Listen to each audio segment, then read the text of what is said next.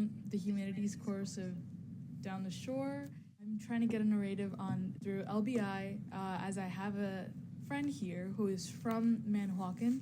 And for those of us who don't know, Manahawkin's the town you hit right before crossing into Long Beach Island, a cute barrier island in South Jersey known for its beaches, local shops, and lighthouse. Hi Noah, how are you today? I'm doing very well. How are you? I'm good. How do you feel about Manahawkin? I mean, I'm personally pretty excited just to get my story out there, Okay. How long have you been here?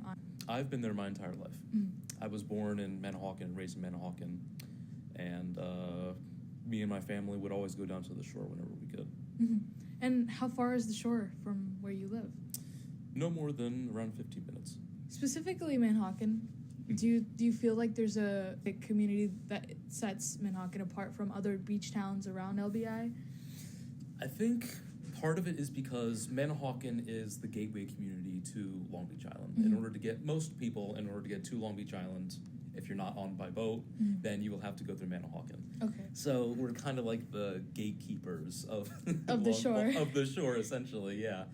And we definitely feel the effects of it, like during the summer. There'll be a lot more Pennsylvania and New York license plates going through town than per usual. Clogs up traffic pretty bad in Manahawkin. It's not... It's pretty annoying from my point of view, but at least I understand that it's ultimately part of what the larger economy in the area is tourism. A lot of the luxury houses on the island are mostly rented to people looking for summer houses or temporary stays. There is like a super like mega rich community to the north of the island, and we always make fun of them for that. But yeah, the expensive part is half true.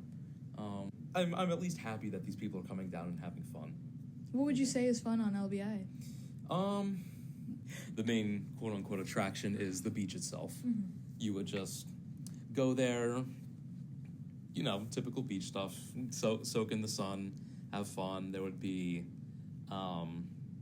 people with ice cream carts that would come along. There would be the occasional fisherman or waterboarder that you would see riding along, and that was fun. Besides that, there's a ton of other stuff. There's restaurants, there's amusement parks, water parks, which is a bit redundant in my opinion, fairgrounds, golf courses, nature reserves, and pretty much anything you could ever want there. What would you say connects to you the most among the activities that you experienced? There's a amusement park on the islands named Fantasy Island. It's like half arcade and half like rides and carnival stuff, and I've always loved going there ever since I was a kid. Oh, nice. Do you go there like with your family or just friends or whatever chance you get? More or less, yeah. Yeah. with family, yes. More and more with friends now that we're getting older and being more out and about. That's nice. Fantasy Island did catch fire, I think, a few times before, and they've always gotten it back into working order fairly quickly. How about restaurants? Oh man. Or small businesses. There's one ice cream shop that my mom absolutely adores. It's called Dairy King, which is obviously it's a little bit on the nose, but they have awesome ice cream. My mom absolutely loves it. What makes them different? My mom is very particular about. I mean, I more or less come along because I just love ice cream. Right. Their ice cream machines are older, so I think that might have something to do with it. More like the. Do they craft their own in-house flavors or? I think so. Yeah. Oh, wow. The secret behind it all. Some of the restaurants there are really good. Even in the winter, they still. It's called Bird and Betty's. It's a fairly low-key restaurant on the island, and there's also a burger joint called Burger 25.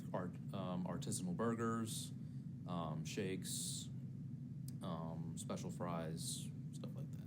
What's your usual order in these restaurants? For Burger 25, I do love their bison burger. It's Chipotle bison burger, Chipotle sauce, fresh fried onions, shallots, bison meat. Bird and Betty's has been there for a fairly long while. I can't say exactly how long. I'm not too familiar with it still. Burger 25 I believe, opened 3 or 4 years ago, so it's fairly new. Burger 25 especially, I love how all the patties are freshly made with freshly sourced ingredients. They make everything by scratch, essentially. There used to be a restaurant on the island called Dom's, and it was like a favorite hotspot for almost everyone on the island. Unfortunately, it closed down a while ago. I still have the merch. A true Long Beach Island. Yes, exactly. Resident. Exactly. But yeah, same with Dom's. They also made all of their ingredients handmade, and they had like a really old ice cream machine that gave some of the best ice cream. Did you go to high school or school around the shore? Yeah. I went to the high school in Manahawkin. Oh, okay. So everyone there was more or less familiar with the island by that point. Yeah. How hard was it to keep up with the educational system when you had, the shore right next to you? And I mean, not me especially, because like I like the shore, but I don't go there super often. Like a lot of my classmates, they would be there all the time. Oh, nice. During senior skip day and also junior skip day, because they would also get on the action. All of them would go to the island, every single one of them. It was like the big hangout spot, especially if you were having like high school parties. How does the drinking scene look there? It's pretty unique. Yeah. I'm not gonna snitch on anyone. Don't worry. Yeah, a lot of the drinking is confined in like taverns and bars and stuff like that. So, what's the surf scene like? I wouldn't say it's huge, but it is there. They do have competitions and showcases. Ooh, okay. Yeah. I like to go to them sometimes. My neighbor is an avid surfer. Oh wow. He's been all over the world. He loves to go to Long Beach Island because he's used to it, and I mean it's right there. So, actually, recently there was one guy that tried to windsurf in the recent nor'easter. We still haven't found him. So. No. Okay, so it's strongly advised not to. Strongly advised not to. Especially during nor'easters. Yeah, you get the occasional bonehead that might want to try it just for kicks and giggles. But other than that, yeah, it's a seasonal thing. All of us are more or less accustomed to it by this point. Yeah. Given the geography of Long Beach Island. I suppose so. Yeah. I mean, essentially, it's a giant sandbar. So a lot of the eddy currents run along the length of the island, which can lead to some pretty spectacular ways if you know where to look. So Noah, what's a funny or chaotic summer memory you'll never forget? Well, Saisha, I actually have a splendid example here. So, during the senior trip, part of like the senior going away thing at my high school was the entire senior class got to take a trip down to Long Beach Island together. So we would all get there. We would all crowd onto the beach, like the whole entire section of the beach, and then as long as you like stay within like a 3-mile strip of the island, you could do whatever you want. So so my friends, I mean, I didn't experience this personally. This is through the grapevine. Me and my friends were on the bay side, which is like the side facing the mainland, whereas most of the quote-unquote cool kids were on the beach proper.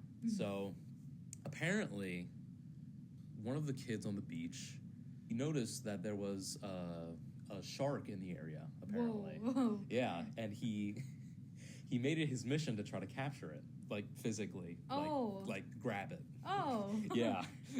Doesn't sound like the greatest idea, but go on. Yeah, no. So he swam all the way out, and in the process of doing it, he didn't manage to make it all the way out before he got stung by a jellyfish. Okay, great. Thank God. I mean, it's better a jellyfish than a shark, Yeah, it saved him. So he frantically swam onto the island in pain. He's like, "Oh my God, what do I do? What do I do? I just got stung by a jellyfish." And then, the whole like pee remedy for jellyfish stings. Yeah, I've watched that one episode of Friends. So there was no cover. He lay down. Okay. Cut. Yeah. My my greatest regret was me not being able to be there to witness it. Oh. Yeah. So how do you guys maintain after there's no buzz in the city? During the winter, during the fall, when everything's winding down, a lot of businesses just tend to shut down during the winter. So it's, for the most part, just reduced functionality on the island.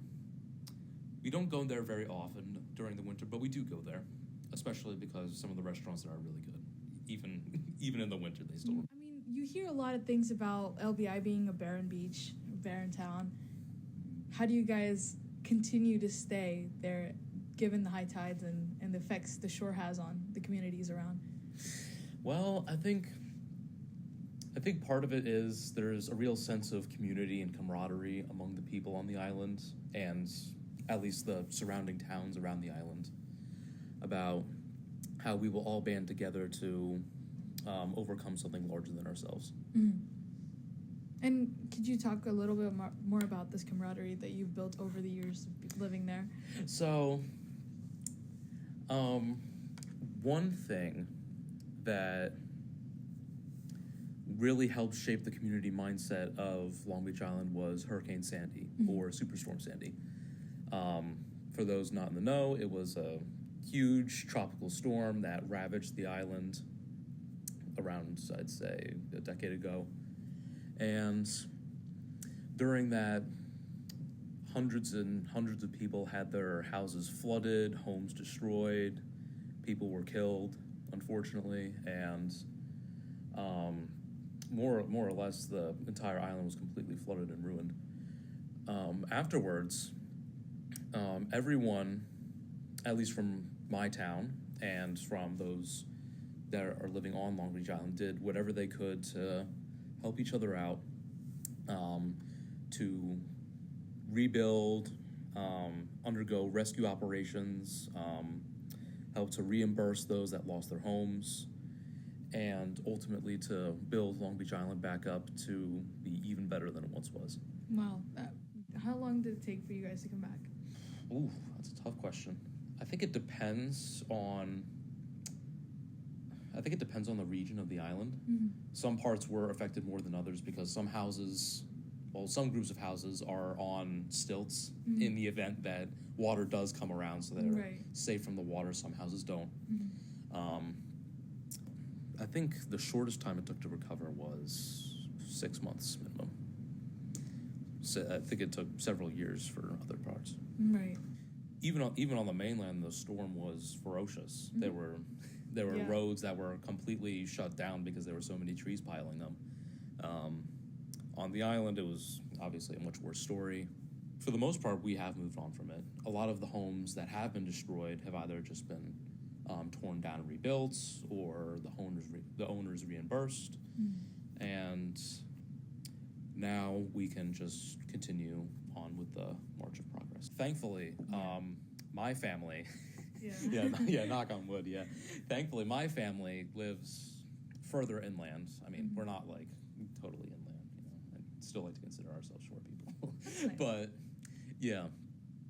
it took us, I don't know, around a week to get everything around the house back to where it should be. I wanted to experience that. I was like, well, I'm not going to get this experience again. So, so you wanted to walk out? Yeah, I wanted to walk out in the middle of the storm. So I opened the door, walked out, and then I got flung by the wind. Back into the house? More or less, yeah. Okay. Has living close to the beach shaped your personality or lifestyle in any way? I think part of it is just a lot of it is because it's fairly remote, all things considered. I'm used to, it's part of just what I've had growing up. It just feels natural to me to be around pine forests, trees, sand, the surf and waves, the water. I mean, coming here to NJIT was in the middle of the concrete jungle was more than a little shock to me. It took some time getting used to it, but I've grown to appreciate Newark and the city for what it is. But every time I go back on the weekend to home, it just feels right to me. that really begs the question, like, how do you see your future in Long Beach Island? Do you see yourself like residing there for further years? I suppose it's just wherever life takes me. Yeah. I mean, I will always love the Manahawkin Long Beach Island extended community. It's where I grew up. It's my home. That is, if my potential career path leads me to a new home somewhere else, then I'll have two homes. Thank you, Noah. That marks the end of our interview. I'm really glad to have you here and,